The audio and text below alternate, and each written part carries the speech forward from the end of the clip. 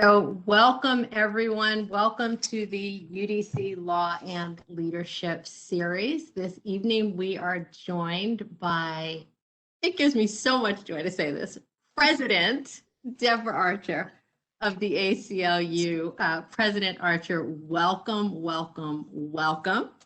Thank you for having me and for calling me Deborah. Okay, fine. I can't call you that though. I can't.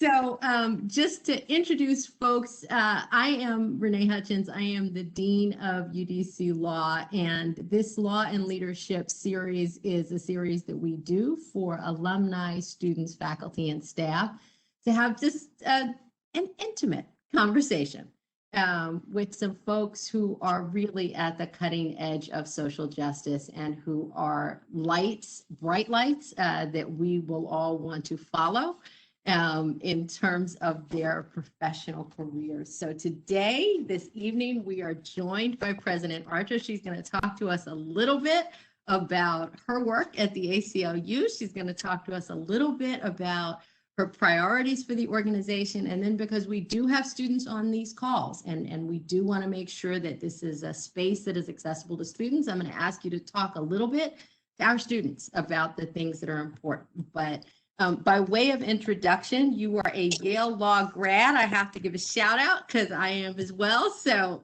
Bula, you're a Yale Law grad. You are a professor at NYU and was it not even 3 months ago? How long has it been? The end of January.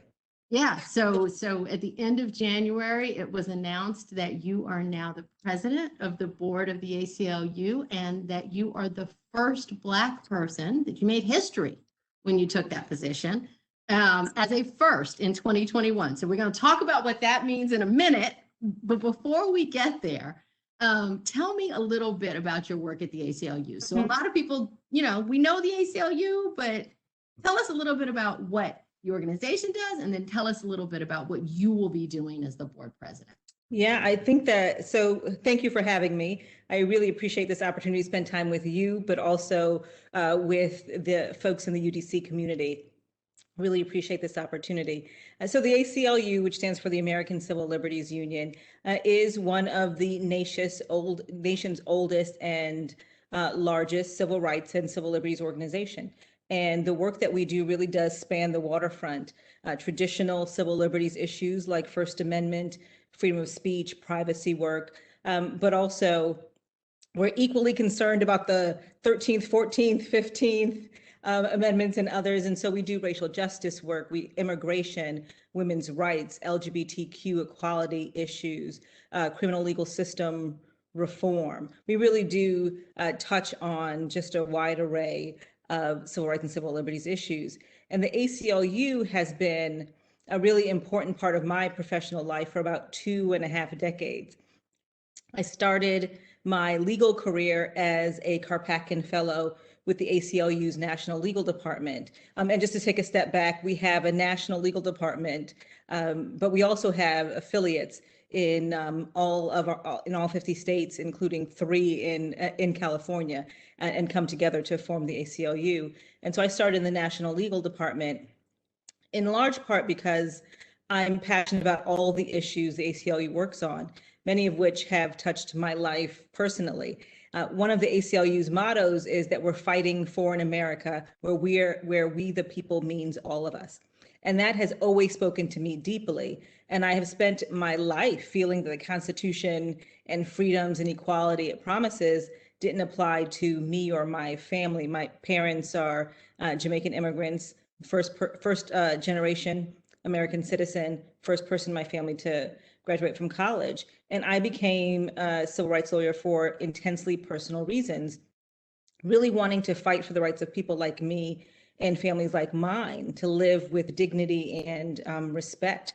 And that drove my commitment to and work with the ACLU, but also my work as a civil rights attorney with the NAACP Legal Defense Fund and my work at NYU Law School.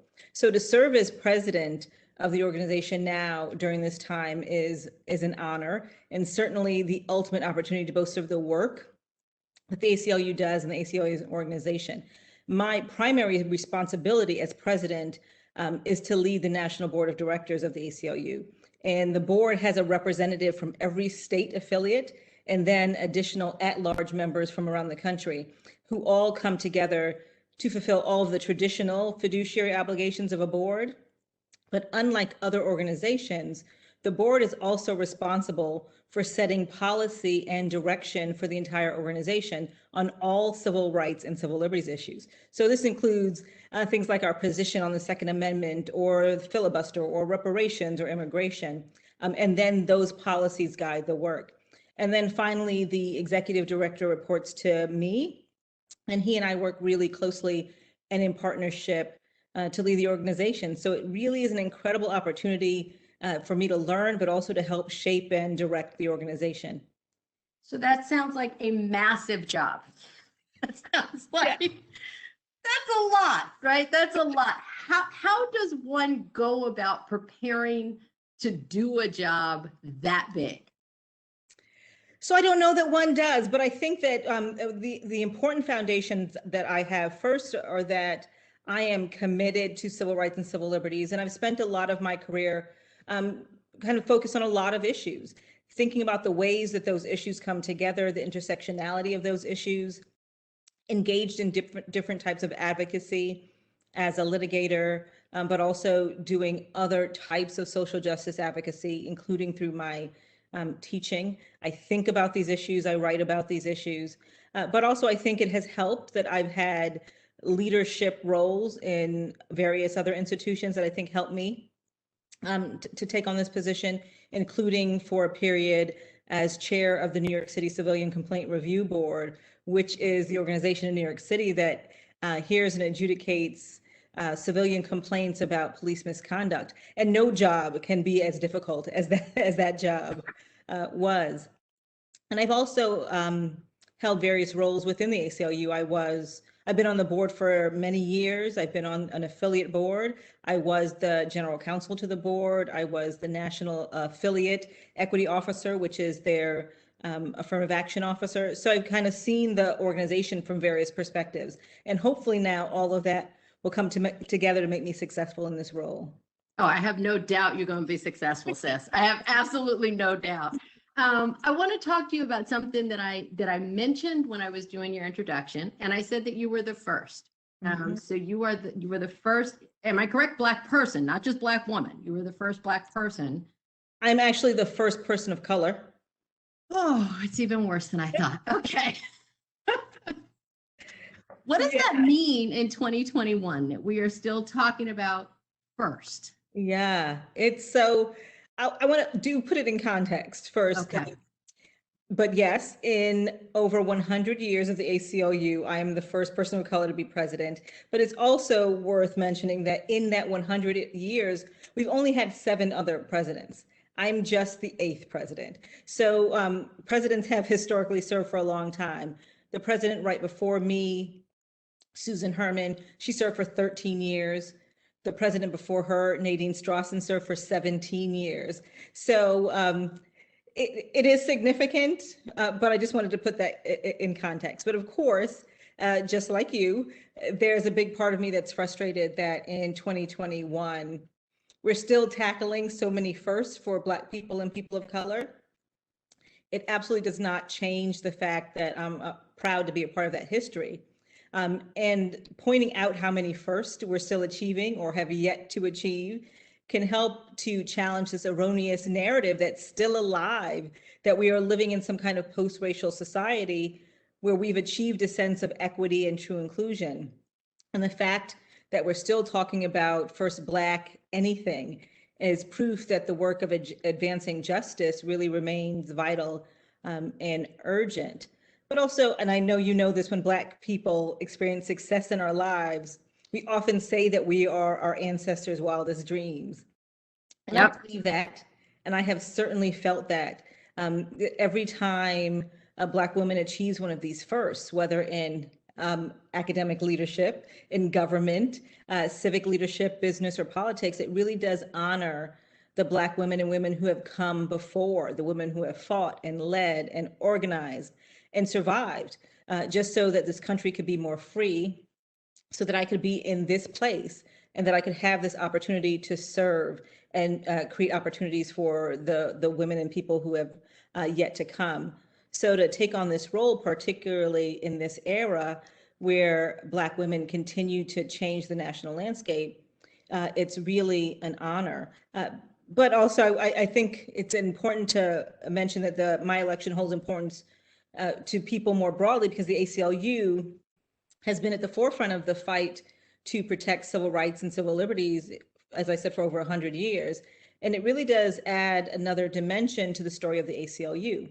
And I hope that my election will help people feel and believe that the ACLU represents all of us. And I know that that's not something that a lot of people of color have felt, but we are now an organization where 60% of the members of the national board are people of color. And as we said, I'm a Black woman, first generation American, first generation college student as president. Our executive director is an openly gay Latino, and across the country, our affiliates are led by an incredible and diverse group of leaders. So I hope that my election helps people see themselves in the ACLU and looks at us as an organization that really is there to fight for them too. So as you're thinking about doing that, as you're thinking about, you started out at the beginning saying where we the people means all of us, right? And it sounds like you're now taking that and translating it into the organizational structure and making sure that the organization is what we want the nation to be, right? So as you're thinking about the issues that you are going to be pushing the organization to advance, what are your priorities going to be? What pressing issues, because there's so many, right? Like, yes, the issues that you guys cover run the gamut. You're not a narrow organization that focuses on this one thing. So what are the issues under President Archer that the ACLU is going to tackle in terms of priorities? Well, first you started out by saying, just looking at the ACLU as an organization, and I think that is a priority. It has been for some time. It will continue to be, to make sure that we as an organization live up to our values of diversity, inclusion, equity, fairness, racial justice, gender equity, all of those things, right? So looking internally. In terms of what I'm trying to accomplish, facing outwards in the first year, I would really, if I had my choice, spend the first year getting up to speed. But the work. Good luck with that. Yeah. The work can't wait. So we're moving ahead. And I think the ACLU is really going to rise to the moment, just as we rose to the moment following the election of Donald Trump. We've spent most of the past 4 years on the defensive. We filed over 400 lawsuits during the last administration, trying to stop efforts to roll back fundamental civil rights and civil liberties and challenging laws that targeted vulnerable and marginalized communities. And we have work now to do to address that toxic legacy. We have to support and help rebuild those communities that were damaged. But we all have an opportunity and a responsibility to do work to not only protect, but expand civil rights and civil liberties, and to deepen our work, particularly on racial justice. It is not as if 4 years ago, we were where we needed to be on everything, and we just need to get back to where we were and move forward. We really had a lot of work to do. So now the work begins to hold President Biden and his administration accountable for his oath to uphold the Constitution for everyone, really for all of us, and to protect and extend the rights and liberties enshrined in the Constitution, to really push forward with justice, fairness, and equality for all of us. And the list is long, and so I'll touch on a couple areas, but I won't be able to touch all of them. It includes criminal legal system reform work, working to end the war on drugs, reducing the role of police, ending mass incarceration, ending the federal death penalty. In immigration, Donald Trump was able to systematically undermine our immigration laws and principles of fundamental fairness because our immigration system is fundamentally broken and has been for decades. So we'll do work to ensure that the new administration undoes past damage, but also push to fundamentally reimagine our immigration system. On gender equity work, gender bias continues to create huge barriers, including to ensuring equal economic opportunity, educational equity, and we're also going to work to end gender-based violence. LGBTQ. We're going to work to create more protections for LGBTQ people in all realms of society, from employment to housing to schools to prisons, jails, immigration detention facilities. Reproductive freedom, push for bold steps to make reproductive health care, including abortion, accessible to everyone. In voting rights, we can't skip voting rights, really needing to shore up our democracy for everyone, ensuring all eligible voters have access to the ballot, working to restore the Voting Rights Act, ensuring that everyone is counted in the census. And this all includes fighting the current wave of voter suppression laws, but also supporting and pushing for efforts to make it easier for everyone to participate in our democracy, treating voting like a right instead of a privilege. The right to protest, which we've seen challenges to the right to protest, particularly in response to the Black Lives Matter movement with police crackdowns and mass arrests or illegal use of force and curfews. And so we're working to push back on that. But important to me and near and dear to my heart, advancing racial justice has to be at the forefront of our work. We are at a point in this nation's history where it's clear that we have to do the work finally to dismantle the architecture of racial inequality and advance equality and justice. The deep-rooted and really long-standing inequalities caused by systemic racism just were revealed through COVID-19, and then layer on top of that the violence and indignities that Black people have had to continue to face at the hands of the police. At the core of its work, I think the ACLU is about closing the gap between the America that was promised and the America that is. And fighting to advance racial justice has been central to the work of the ACLU since our inception. And if we're going to ever achieve that goal, we have to focus even more on challenging that. And so in February, we launched our systemic equality agenda.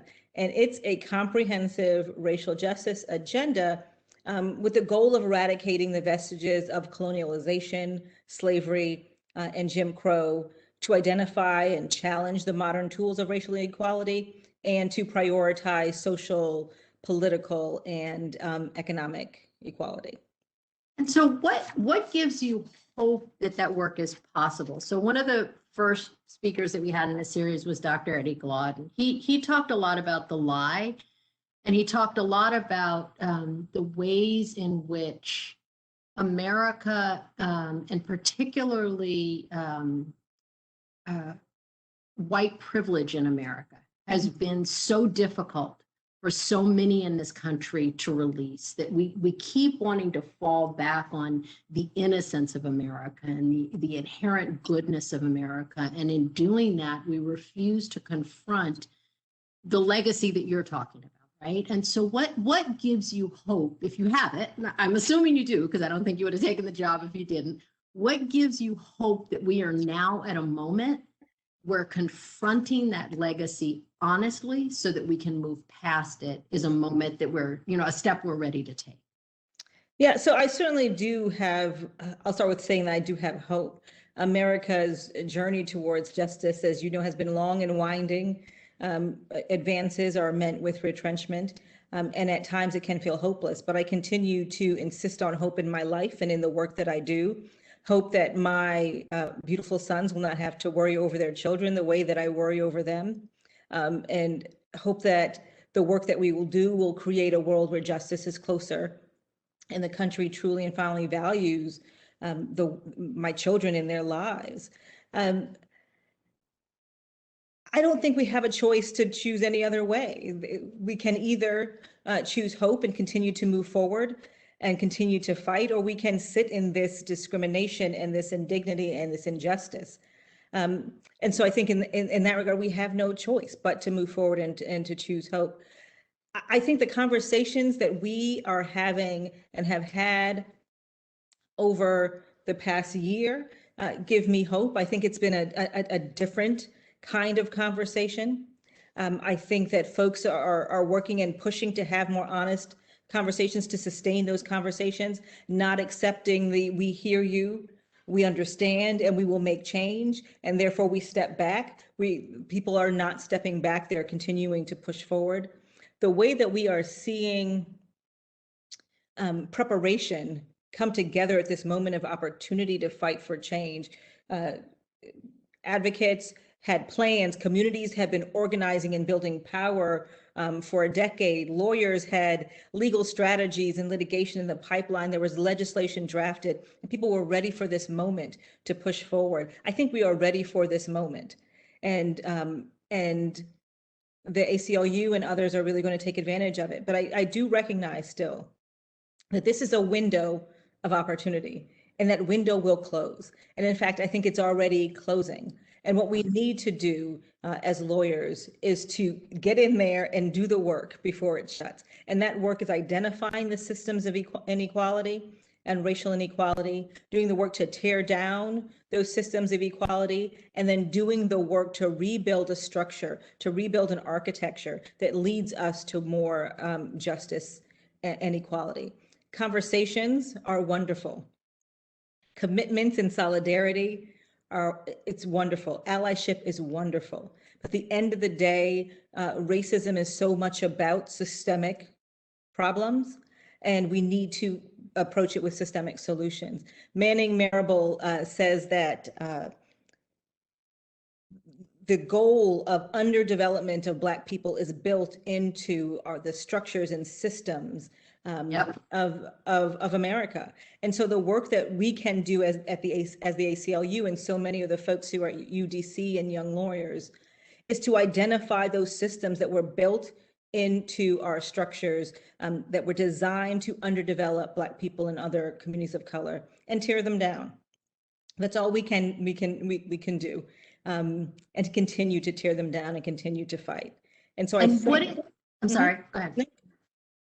So to them, right, to those young lawyers, to the young lawyers who have had to endure times like none of us had to endure during law school, right? A pandemic, remote operation for the last year or year and a half of their legal education, racial unrest in this country like we have not seen since the 1960s.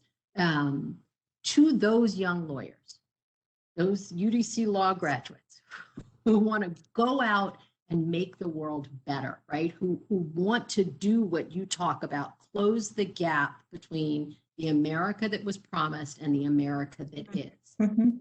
What advice would you speak out to them? So first, I would want to just add that those folks that you're talking about are among the reasons that I have hope. That my students have just been incredibly inspiring, just an inspiration to me. The way that they have been so resilient and the strength that they have showed through everything that this world has thrown at them, but also the way that they are persistent and creative and relentless in their fight for justice, that they're not happy to settle with traditional paradigms and traditional ways of engaging and looking at these issues. It certainly gives me hope that we will have a better future because they will demand that we have a better future and they will work for that better future. And so in terms of the young lawyers and how to get involved in this work and what kind of work to do, what's going to have the most impact? Is it going to be litigation? Is it going to be working inside the government? Is it going to be policy work? All of it. That's my answer. All of it is important. Professor John Powell has often said that we can all be a part of the circle of human concern, and that extends to how we engage in the fight for social justice. And so I think young lawyers should understand their own theory of change. They should understand their strengths, their passions, and pursue social justice in that way, at the intersection of all of those things. I personally believe in the transformational potential of integrated advocacy in the fight for social change. So that's the strategic litigation, community organizing, interdisciplinary collaboration, it's legislation and policy reform, it's public education, it's direct action, it's direct representation, and all of those things working together to achieve social change. Because we're not going to get the deep social change and transformation that we seek if we limit ourselves to one or two tools in the lawyer's toolkit. We need to come at these problems from all sides. And I personally try to engage in as many of them as I can. And I've changed my focus throughout my career. And law students and young lawyers should not feel limited by what they're doing now, what other people think about the work that they're doing now. We all can contribute in the way that we can. And one additional point, I often hear debates about the value of individual representation versus the value of systemic reform work. And I really think it's important for us to remember that they both are valuable and important. We should absolutely recognize the critical importance of representing individual victims of discrimination. But we also have to think about working in coalition with and on behalf of marginalized communities to advocate for deeper systemic change. Because ultimately, the fight for equality is both about attacking the unjust systems, but also about influencing the myriad everyday interactions, which determine whether subordinated people have real power to affect their futures and to lead choice-filled lives. So I think at the end of the day, what's important to, I think, is that they do something and not feel so worried and caught up about what it is that they're doing and whether or not that is the most effective. It's all effective. It is all going to help us move closer to our goals. And so talking to those young lawyers again, I want to talk a little bit about your career and your career path and how I think that sometimes I remember being, a 3L law student and looking at people who I thought, wow, they've really achieved. And how did they get there? And I used to think it was like, you had to line up your bricks exactly, and so that you could walk the path exactly to where they wanted to be. And then I got a little bit of experience under my belt and I realized, oh, that's not true at all. So I want to let them hear from you a little bit about your path, because you've moved into practice and out of practice and into academia and out of academia. So you came out and you were a fellow with the ACLU, correct? Or you clerked and then I clerked first, yeah. Okay. And then what led you from the clerkship into that fellowship, right? What made you think this is the next step? Was it because you knew ultimately you were going to be the president of the ACLU and you wanted to start there? So you were going to very strategically craft your professional path? I knew nothing. And that's right. I knew I needed a job. And I wanted to have a job doing good work.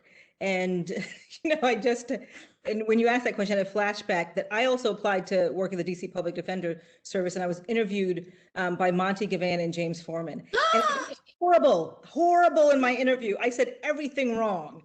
And so luckily did not get that job because it was not destined to be. And so, no, I knew I wanted to do good work. I knew I wanted to be a civil rights lawyer. So many things in my life have pushed me towards that. I knew I wanted to focus on racial justice, but I was very open to what that meant and where I did that work.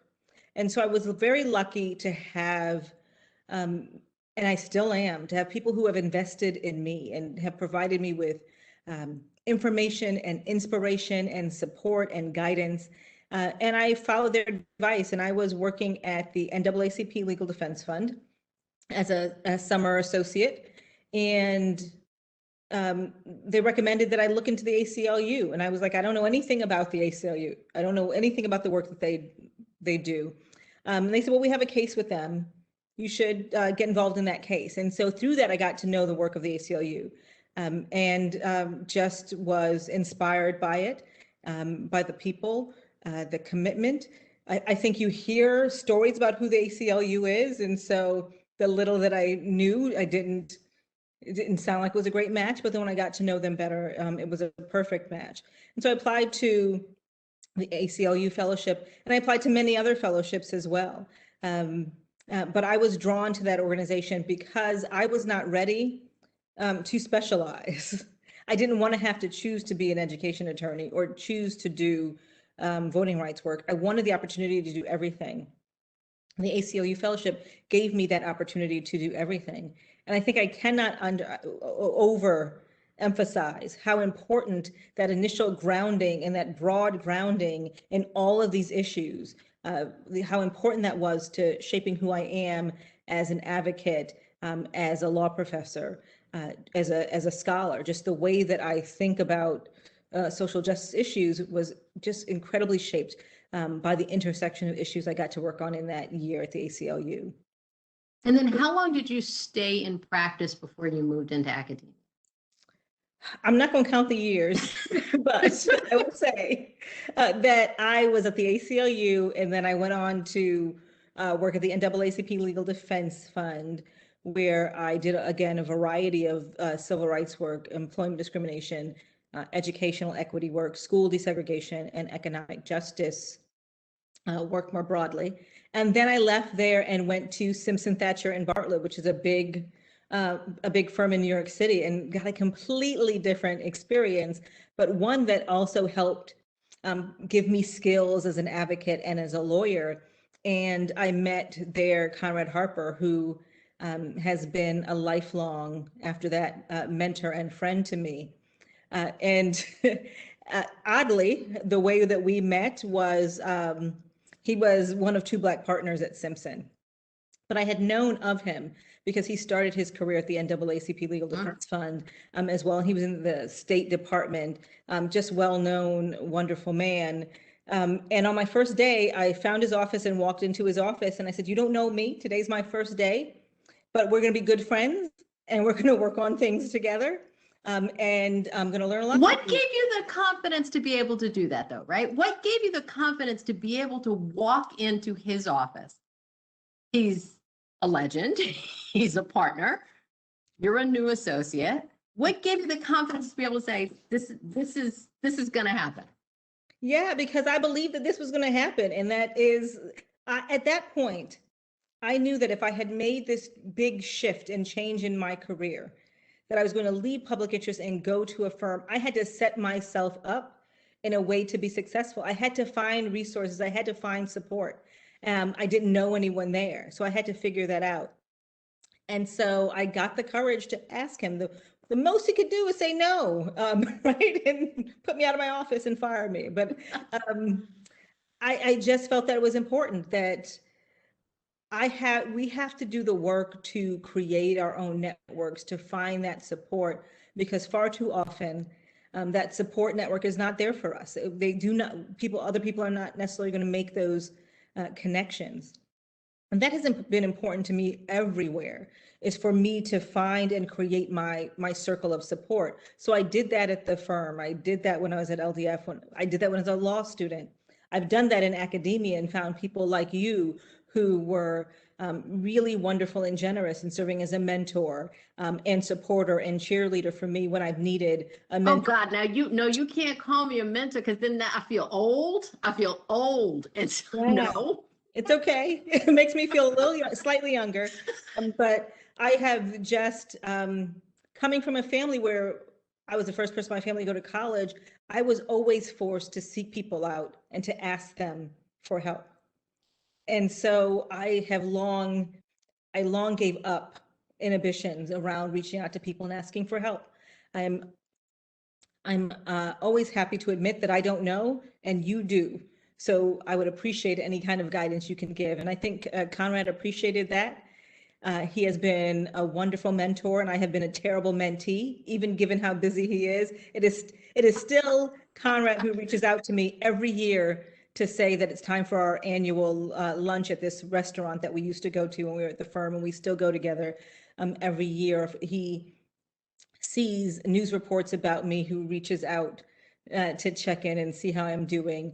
I'm always ready to offer advice. He's just been phenomenal. So I would encourage anyone who needs to do that, who needs a mentor, who wants a mentor, who wants to develop a relationship, to reach out. I have reached out to perfect strangers by email and said, "I think your career is amazing," or "I've read this article that you've read and it is wonderful. Will you read mine?" I will just do that.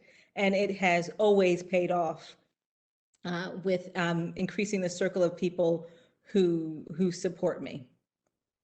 So I love that you say that. I love that you talk about having that circle of support, because I always refer to it as finding your tribe. That you've got to have that tribe of folks who is going to, check you when you're wrong and hold you up when you're right, and be the wind behind you to help you see yourself in successful spaces, even when you can't yet quite see it for yourself. I think it is so critically important, and I don't know if it comes from my time at Spelman, or I'm not sure where it comes from, right? But for me, that circle, that tribe, has always been, for the most part, women of color, right? It's been women and women of color, but not exclusively. And so what would you say to young folks about finding mentors? Do they need to find mentors that look like them, or can they find mentors everywhere? I think it's got to be both. I think that there is a particular benefit from finding mentors who look like me, who have had similar experiences, who understand the particular challenges that I am facing that others will not understand, and even more importantly, will not understand how to help me navigate. And so I do think it's important to have mentors that look like you, but we shouldn't limit ourselves. I think far too often the Black students that I engage with will only seek out Black professors because it feels safe to do that, but they are missing out on a wealth of experience and resources. They're missing out on so many other folks who care about them and want to have the opportunity to invest in them as well. So I think, find your mentors where you can. Yeah, absolutely. Absolutely. So let's shift just a little, talk about law school. So you are a faculty member at NYU. Does becoming board president mean you leave that, or does it mean you stay? Do you just have 2 jobs now? It means I stay and I have 3 jobs now, but right. So I'm still a full-time member of the faculty at NYU, and I'm so happy about that because I love it at NYU. It is just a wonderful place. I have, as you know, have been lots of places, and I just feel like in so many ways I'm with my people at NYU in terms of some of my faculty colleagues and the incredible folks who work throughout the university and my students.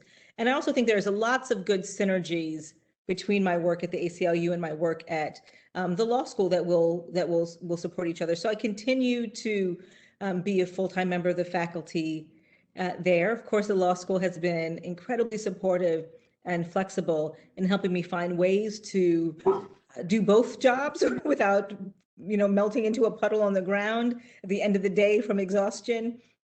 And everyone has been incredibly patient with me. I have become the most scheduled and regimented person. Like if you look at my calendar, it's scheduled by every 15 minutes of do this and look at this and review this and speak to this person.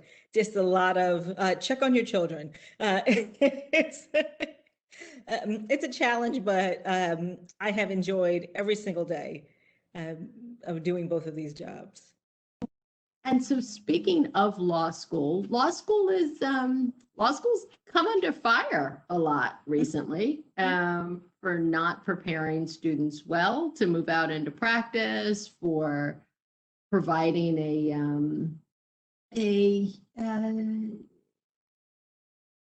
not particularly broad understanding of the law and who is included in the stories that we tell about the law. What is your sense of law school, right? Do you think that law school prepared you well to be a lawyer? So I do. I think that I was prepared well. There are certainly things that I had to learn since graduating, but that's going to happen. So I'll just start with you said the kind of narrative and the context and the broader base of legal education, and when we're talking about racial justice, I think not enough about the historical and current context of the discrimination and inequality we see, and it's critically important to understand that, because before we can fight to move forward. We have to understand how we got to here, how we got to where we were, and then very importantly, understand the role the law played in doing that. The law has been a tool for injustice just as frequently as it's been a tool for justice. So I do think we have to understand that more. But my challenge with education, with legal education, is not that it's not broad and provide opportunities, but that we as advocates and teachers and students often think in silos, and in turn, it's a broader problem. This siloing, it's a broader problem within legal education. I think it often starts in college. Many students get to college and are either interested in absolutely everything or nothing at all, which is a challenge that I face sometimes with my senior who's getting ready to go off to college. And he swings back and forth depending on the day, which one of those things he is. And so colleges often have to do as much as they can to progressively narrow a student's academic focus. And law schools then too often pick up on that. And law students are often learning in silos. They have a laser-like focus on immigration or on education or housing, or they are focused on federal advocacy or local advocacy. And we often put ourselves in teaching silos along those same dimensions. And yes, specialization has many benefits. I'm not arguing against specialization. And it's important for everyone to have their own theory of change and how they're going to implement that. But I believe that our students should understand the need to be willing and able to step out of those silos when it's necessary for advancing justice. The issues our clients and communities bring to us are far more than the specific legal issues they initially present. But as students and professors, we don't often step back to engage with the broader context or to think in terms of power and systems and the way that those systems interact and come together to achieve the moments that we see. And this siloing may bring some resolution to clients' immediate situation, but it really does not lead to kind of deep long-term change or shift in power or community equity and justice that I think we ultimately need to see. More and more, as a law professor, I think I'm trying to channel my inner Charles Hamilton Houston. And as folks know, Charles Hamilton Houston was a former dean of Howard Law School and director of litigation for the NAACP, and an architect of the litigation campaign to end racially segregated schools. And he not only taught his law students to conceive that separate can never be equal, he taught them how to develop a legal theory in support of that idea, and then to develop an integrated advocacy strategy that integrated the litigation strategy with other advocacy efforts to give that theory legal effect. I think we need to do more of that kind of work that Charles Hamilton Houston did to teaching our students, engaging them in that kind of process, to helping them not only understand negative conceptions of justice, what people can't do, what people shouldn't do, but also thinking of how to build a more positive conception of justice and equality, of where we need to go, what we should be doing, and how we can get there. And that's the kind of work I think that law schools don't do enough of. We certainly get them in the clinic. I teach a clinic at NYU, and so I'm going to be an advocate of clinical legal education. And it's primarily why I said yes when I was happy with my legal education at Yale. I took a clinic starting in my 1L year and every year after that. And it was that combination of my clinical work being grounded in the real problems and challenges of engaging in social justice advocacy, coupled with the seminars and discussions and more theoretical work and groundwork and understanding that I think really helped me come out of law school ready to grow. And so that's what I'm hoping for my students. Not that they're ready that they come out knowing everything, but they are ready to engage, that they understand how to engage, how to move forward, and they're ready to grow as advocates. So that's interesting that you say that. And I wonder if you have thoughts on whether the best way to accomplish the sort of broad system reform that you're talking about, right, happens by individuals becoming broader and not siloing, or happens by through partnership, right? So as a criminal person and somebody who is not a criminal person, as somebody interested in the criminal space of the law, I find it terrifying to think that I would need to understand, say, for example, housing law or immigration law and the ways in which that impacts my clients, but recognizing that that's a deficit that I have. And so therefore working in partnership with lawyers who do have that sort of expertise, right? It seems to me that that's the work that places like the ACLU do. It's not that every lawyer at the ACLU is a voting rights expert and a criminal expert, right? But that you have done a brilliant job of amassing lawyers with expertise across a broad spectrum so that when they're all in the room together, they can all see where the levers are and where the intersections are and where the sort of pressure points are. Yeah. So I think that the one of the wonderful things about ACLU attorneys is that they have that depth, but they also have breadth. And so thinking back to my time at the NAACP Legal Defense Fund, a client would come in or call with a problem and they didn't say, I have a housing problem or I have an education problem. They would tell a story. And from that story, I needed to understand the different systems that came into play, to understand the intersection, to be able to pull it apart and either do that work myself or engage with a colleague who could do that work.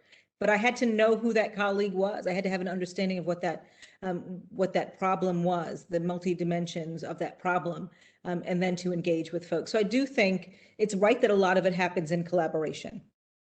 But in order to make that a fruitful collaboration, as opposed to I'm just handing this off to you, we have to be able to speak each other's language. We have to be able to understand the issues and the way that they're working together. So we know when it's time for me to step forward or time for you to step forward. But I also think that in my career, I found it beneficial to not feel limited for good or for better or worse. I just don't feel limited in that way. And I believe that I have the ability to learn and grow and move into new areas.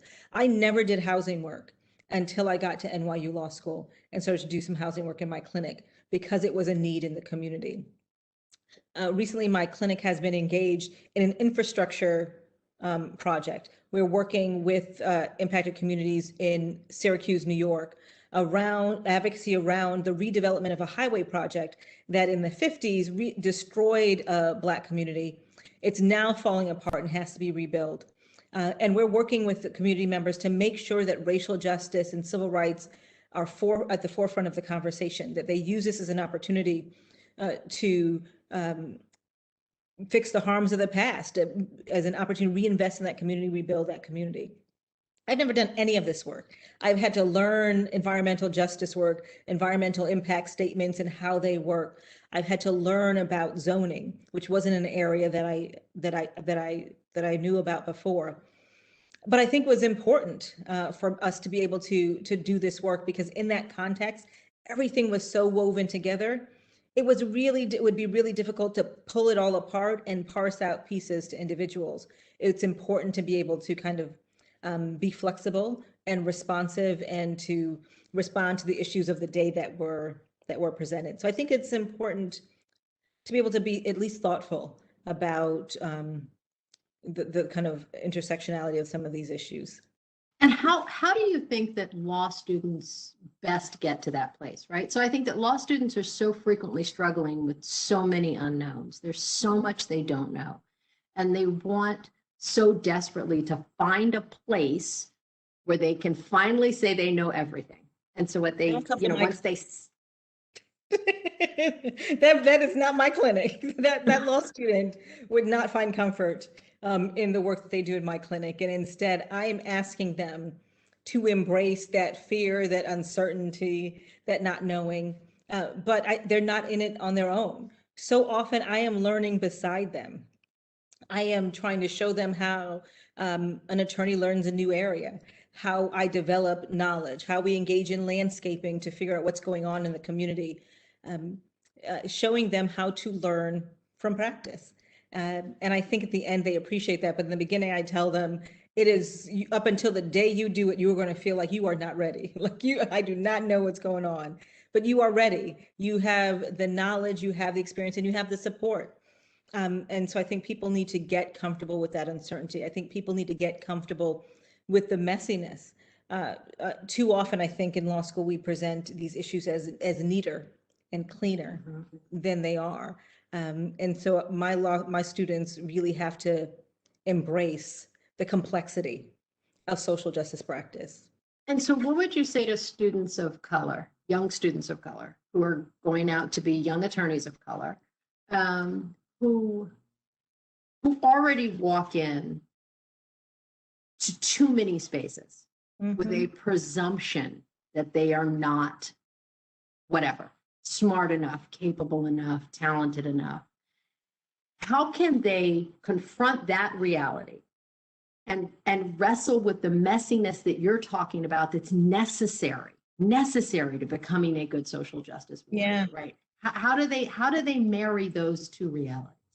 I think it is really awful that young law students of color, young attorneys of color, faculty members of color, that we all are in spaces where we feel it's not okay to make mistakes, the kind of mistakes that other people make, because they're going to read into those mistakes differently. Those mistakes will be a sign of something other than the fact that we are all learning and that we are all human.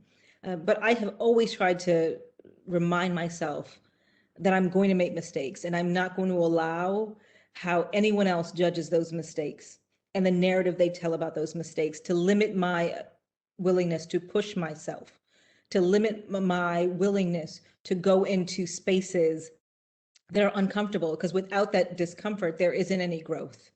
If we just stay in the space where we're comfortable, we're not moving, we're not pushing, we're not advancing. And so I remind myself that it's okay to make mistakes, that I'm going to make mistakes, and I don't care what other people think about the mistakes that I make. When I make mistakes, there are going to be folks who help build me up and help me learn from that, help me, as they say, fail forward. And there are going to be people who are going to revel and share on the fact that I made a mistake. And I'm going to focus on that first group and ignore that second group. And I think it's important. Isn't it the truth that second group is going to revel regardless? That's right, right? And so why let that group hold you back? I remind myself not to let anyone's expectations of who I am or what I'm capable of limit my goals or dreams. When I first started at NYU, I was just nervous beyond belief. The imposter syndrome sets in. You question whether you belong. You question whether you've worked hard enough to be there, if you're going to be able to keep up. And so often the imposter syndrome and those things that are floating in our heads change the way we act, forces us to retract instead of engaging. And I had a sign on the wall behind my computer that said, "Act like you belong because you do," for the whole first year that I was at NYU, because I belonged there. I had earned the opportunity to be there just as anyone else had.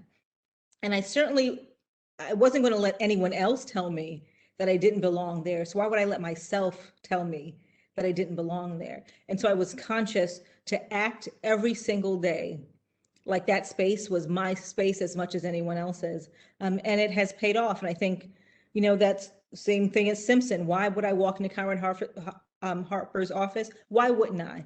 Because I belong there. I belong at that firm. I am entitled to and deserve every opportunity of that firm. And I need to do what I need to do to make sure I get that opportunity. And so I think you have to live your life that way. Did you always believe that, or did somebody convince you of that early? Were you just born confident, right? I know so many students who struggle so much with not feeling they belong because they've been told so often that they don't. I did not believe that early on. And I think that, as I said earlier, I think racism has worked in my life exactly as it was designed to work. And at so many points in my life when I felt comfortable or felt optimistic or felt like I belong, racism came along and told me that, no, this is not for you. You don't belong. And it started my family, I grew up in Hartford, Connecticut, and it's in a poor community. My family struggled to provide the basics for us, despite the fact that my parents worked really hard every single day. I was living in one of the richest states in the country, but yet sometimes we didn't have hot water, and in the winter I often had to wear my coat inside because we didn't have heat. And finally, my parents were able to save enough to move us to a working class suburb of Hartford, so that we could be in a safer community. We could attend better schools, have better opportunities. And one day I was really, really young, 8 or 9, and woke up to find that our neighbors or someone had spray painted KKK on our house and on our car. And immediately I felt all of a sudden that this was not, it wasn't my street, it wasn't my community, it wasn't my neighborhood, that we didn't belong, that this space wasn't for us. It happened when I was at Smith College and a freshman in my first semester, while I'm still kind of basking in the glow of my family celebration of being the first person to go to college, and someone slipped a note on my door that said, "N-word, go back home." And so just repeatedly, I have faced experiences where I was told you don't belong, that this is not for you. And it was through people who loved me and supported me and wrapped me in their strength that I came to really understand that I belong, and that was in college, in my later years of college, trying to just push forward, that I became a part of a community of incredible women at Smith College who supported me and never allowed me to question whether I belonged there, and just have been lucky after that to have people in my life, including my parents and others, people like you, who have never let me step back when I should be stepping forward. Girl, you are that fabulous. We always want you stepping forward, always. Thank you. The brighter your light shines, the brighter our light shines. So we're always going to be hands to back, like, go on, girl, go, you got this, you got this.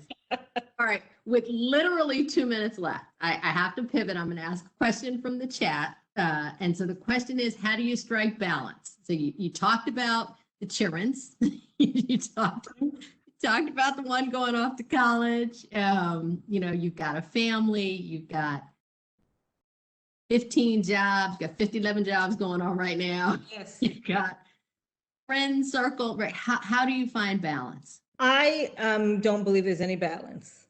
It's not about balance. There are going to be some days that I am the world's best mother, and we are, baking cupcakes from scratch for the class, and I'm helping with papers and homework and doing all of that, and I get no work done, and I'm behind on emails, and it's awful. And there are some days when I'm so focused on work, I am just begging those children to eat Cheetos for dinner, and you will live. Please watch the television, play as many video games as you need to, just so I can get through these work events.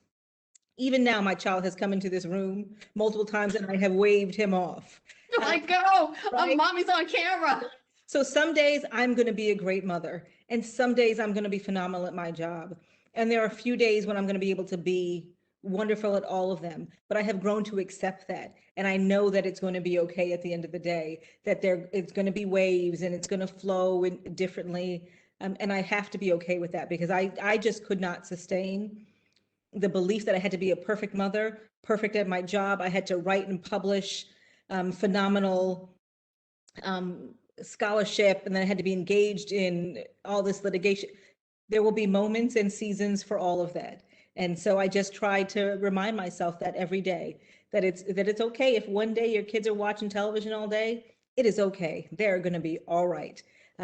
If I can't do this panel because I promised my son that I'm going to go to his concert, there'll be other panels, and it is going to be all right. And on that note, sister girl, President Deborah Archer, thank you so much for joining us. I have no words. I am so incredibly and immensely proud of you, and all that you have accomplished and all that you will accomplish. Thank you for joining us for the UDC Law and Leadership Series. You are exactly what our students need to see. So much love, sis. Thank you for joining us today. And thank you to the audience for joining us for this talk. Thank you so much. Hope to see you in Thank- person soon. Bye-bye. Soon. Bye-bye.